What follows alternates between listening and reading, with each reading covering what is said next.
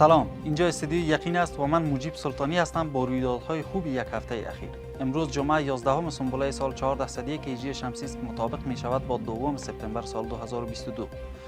منابع رسانه‌ای امارات اسلامی افغانستان میگویند طرح ماستر پلان شهر جدید کابل با توجه به نیازهای جامعه اسلامی از سوی مسئولان این گروه ارزیابی شده است.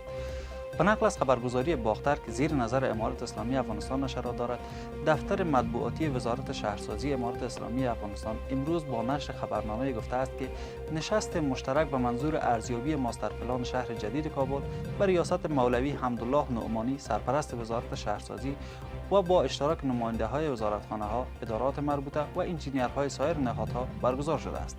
به گفته منبع در این نشست در مورد مصوبه جلسه کابینه معلومات داده شد و نمایندگان وزارتخانه‌ها، ادارات و نهادهای مستقل دیدگاه‌های خود را در مورد ماستر پلان شهر جدید کابل به وزارت شهرسازی و اراضی امارات اسلامی افغانستان شریک کردند. خبرنامه می‌افزاید ماستر پلان شهر جدید کابل با رعایت موازین اسلامی تهیه شده است.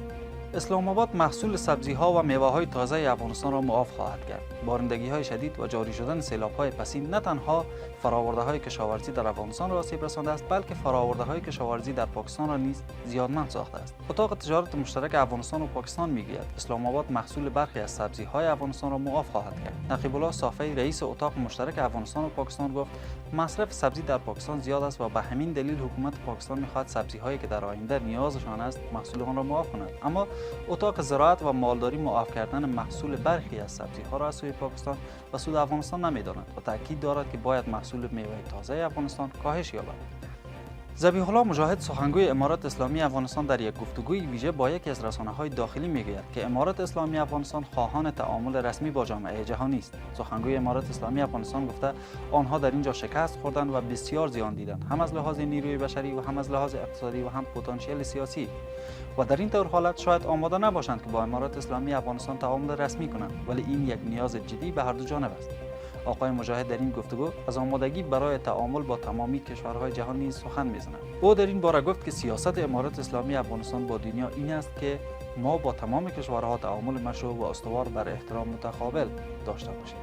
یک دادگاه در نیویورک درخواست پرداخت غرامت از دارایی‌های مسدود شده افغانستان به خانواده‌های قربانیان حمله 11 سپتامبر را رد کرده است. سارا نتبرن قاضی این دادگاه گفته است که پرداخت غرامت از دارایی‌های مسدود شده بانک مرکزی افغانستان فراتر از صلاحیت‌های این دادگاه است. در همین حال نصیر احمد فائق سرپرست نمایندگی دائمی افغانستان در سازمان ملل میگوید که دادگاه نیویورک بر بنیاد دلایل حقوقی و قانونی ادعای وکیلان خانواده‌های قربانی را رد کرده است. نمایندگی دائمی افغانستان در سازمان ملل متحد می‌افزاید که با شماری از نهادهای مدنی و غیر دولتی در ایالات متحده آمریکا برای حفاظت از سرمایه‌های افغانستان دفاعیه‌های ترتیب دادند و پیشکش کردند.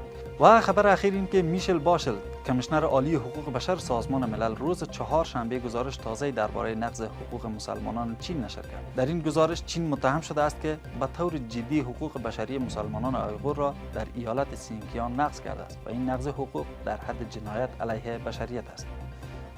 ممنون از این که تا این دم با یقین هستید. بخیر روزتان باش.